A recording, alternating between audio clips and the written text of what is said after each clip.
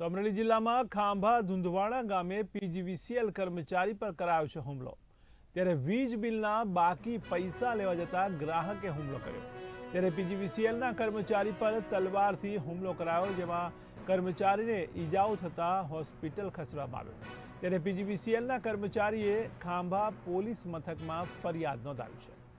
તો મહત્વના સમાચાર કહી શકાય અમરેલીથી। ત્યારે અમરેલીના ખાંભાના ધુંધવાડા ગામે પીજીવીસીએલ કર્મચારી પર હુમલો કરાયો છે। ત્યારે વીજ બિલના બાકી પૈસા લેવા જતા ગ્રાહકે હુમલો કર્યો છે। તો પીજીવીસીએલના કર્મચારી પર તલવારથી હુમલો કરાયો, જેમાં કર્મચારીને ઈજાઓ પહોંચતા તાત્કાલિક હોસ્પિટલ ખાતે ખસેડાયા છે। ત્યારે પીજીવીસીએલના કર્મચારીએ ખાંભા પોલીસ મથકમાં ફરિયાદ નોંધાવી છે।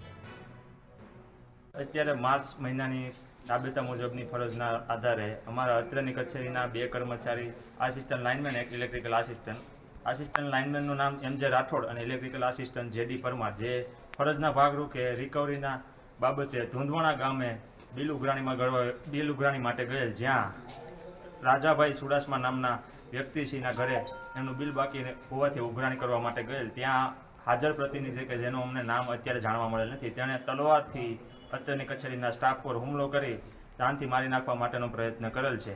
આગળની કાર્યવાહી માટે અત્યારે પ્રાથમિક તપાસ માટે અમે હાલ ખાંભા સિવિલ હોસ્પિટલમાં હાજર થયા છીએ અને પોલીસ સ્ટેશને જાણ કરી છે।